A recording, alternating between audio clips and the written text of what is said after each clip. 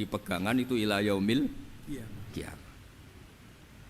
Kita beri contoh ya, Quran panduan yang paling gampang misalnya begini. Dulu ini cerita ya. Dulu itu ada orang kafir cerdas namanya Jubair bin Mut'im. Itu saking pinternya dia, pinter juga tokoh. Itu sebagai delegasi pembebasan Asra Badrin. Jadi tawanan-tawanan perang Badar itu mulai dulu ya ada negosiasi mau dibebaskan. Terus orang-orang kafir ini menugaskan namanya Jubair bin siapa? Mut'im. Ini ada di Bukhari. Karena ini ngaji di Jakarta. Kalau orang nggak tahu hadis juga tanya ini sahih enggak gitu. Wong nggak tahu kok tanya itu, wah aneh-aneh. Padahal kalau dibodoni itu ya nggak tahu. Tapi ya tetap tanya, hadisnya ini sahih enggak? Ini kata kiai apa kata nabi ini ya Ribet. Memangnya kata nabi kamu dengar kan ya lewat kiai. Memang. Setelah itu Jubair itu datang ke Madinah. Dengerin ya, datang ke mana? Madinah. Kemudian dengar Nabi baca Wattur pas sholat maghrib. Jubair karena Nabi dulu gak ada hotel, gak ada pondok ya. Pondoknya Nabi hanya sufah itu. Nabi baca maghrib, bukan diskusi, bukan debat, baca Wattur wa kitabi mastur firrokim mansur wal baitil ma'mur wasaqfil marfu wal bakhril masjur terus. Kemudian sampai pada titik ayat am khuliqu min ghairi syai'in. Masa manusia atau alam raya yang maujudat, yang nyata, yang wujud nyata. Kemudian asal usulnya itu ketiadaan. Ini kan hadhil alam maujud, alam ini kan nyata. Masa sesuatu yang nyata penciptanya itu tidak nyata. Jadi enggak mungkin ada faham nihilisme. Kalau faham nihilisme berarti melahirkan teori begini. Al-adamu yakhluqu maujudan, sesuatu yang tidak ada menciptakan yang itu kan akal enggak bisa nerima. Kalau sesuatu ini ada, penciptanya pasti ada. Terus akhirnya Jubair bin Mut'im itu simpuh di depan Rasulullah terus bilang, "Ya Muhammad, kada qalbi ayatir." Hampir saja hati saya terbang. Kalau riwayatnya Imam Ahmad, faka'anna masudi aqalbi, hati saya dihancur. Semua teori yang saya bawa untuk ngelawan kamu sekarang luluh semua, hancur semua.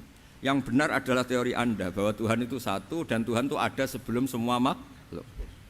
Coba kalau Nabi Muhammad ada Jubair bin Mut'im terus menyembunyikan tongkat dekat mihrab. Terus dilihat ini apa? Paling pikirannya ini dari kayu apa? Terus yang bentuk tongkat itu tukang pemahatnya siapa? Kok kurang keren, kalau di Blitur gimana ya? Kan malah panjang. Kira-kira kalau mukjizat itu dari tongkat itu malah panjang. Panjang lah pokoknya panjang.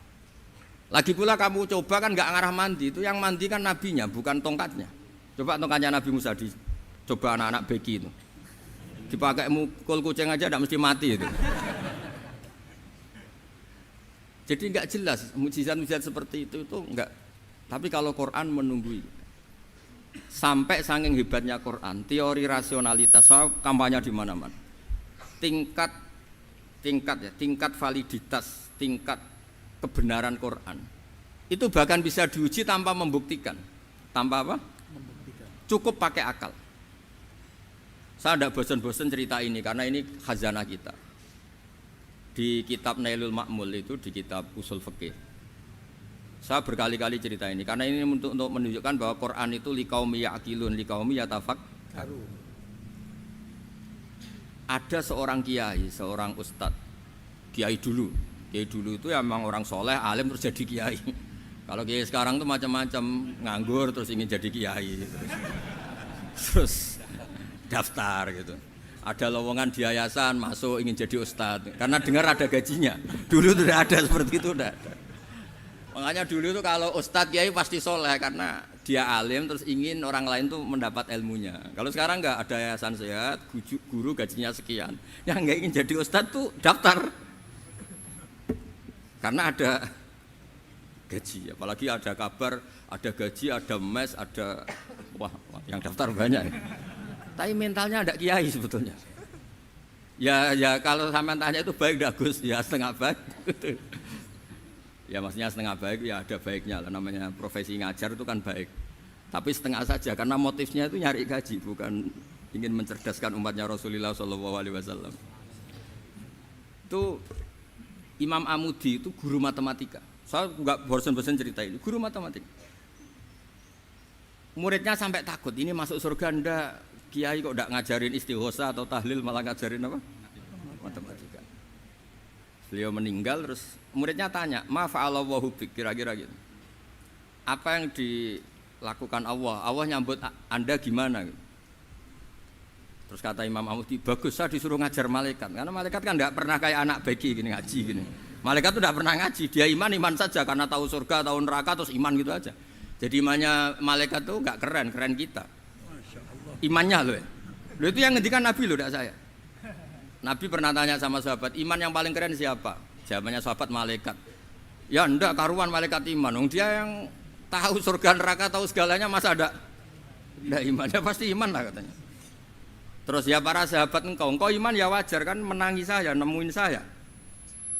Yang hebat itu orang-orang yang tidak melihat saya, tidak saya didik tapi tetap iman.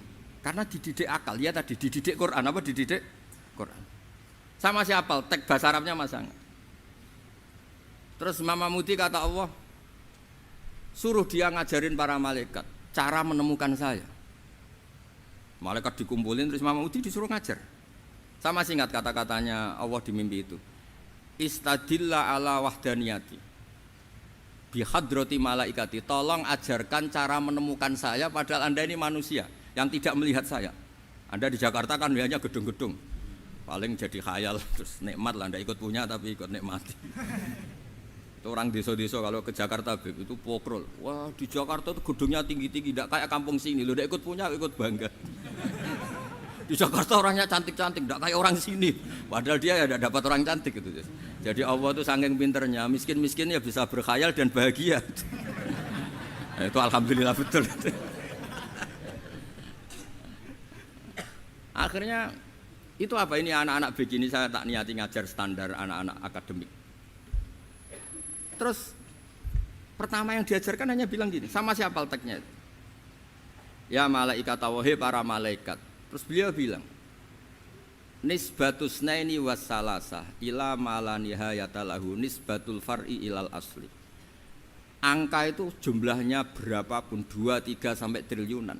Semuanya itu nisbatul far'i ilal asli. Binisbat ilal wahid nisbatul far'i ilal asli. Angka 2 ya cabangnya 1, 3 ya cabangnya 1, 1 triliun ya cabangnya 1. Tetap yang asal usul adalah angka 1. Itu nangis semua malaikat.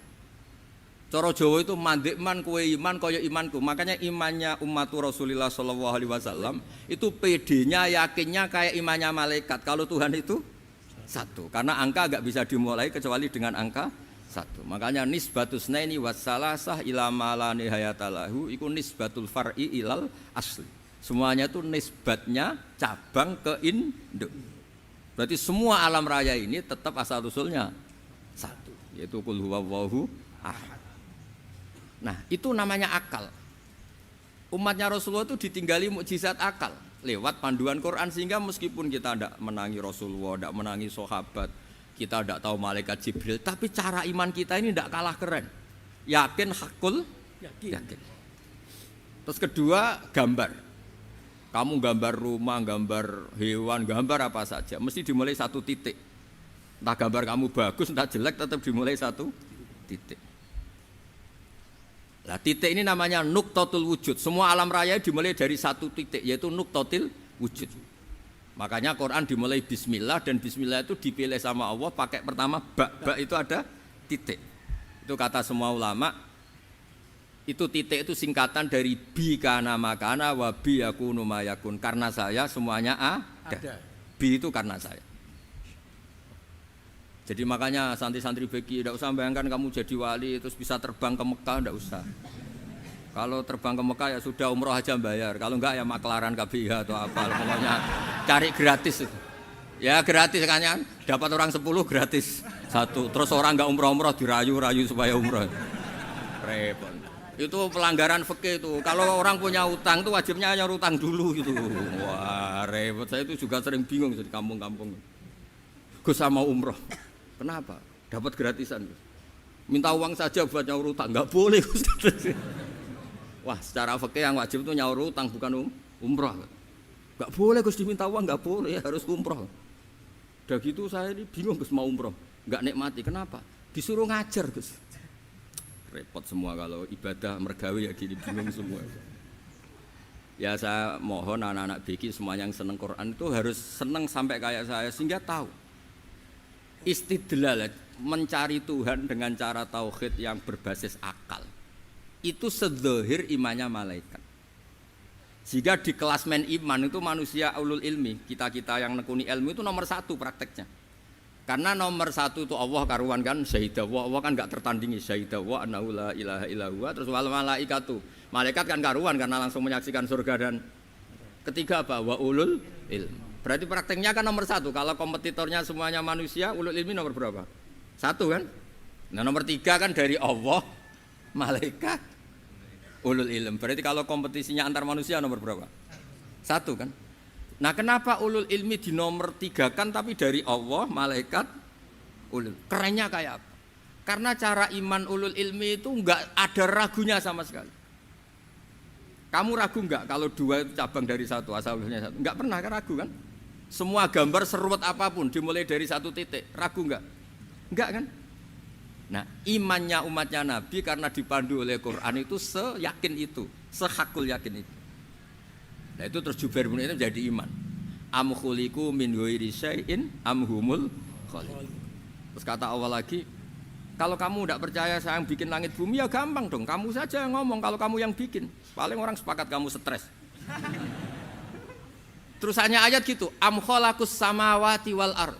Kalau kamu tidak yakin Allah yang bikin ya silakan Anda klaim saja kalau kamu yang bikin langit bumi. Bala yuqinun. Kamu juga enggak mau kan dibilang stres.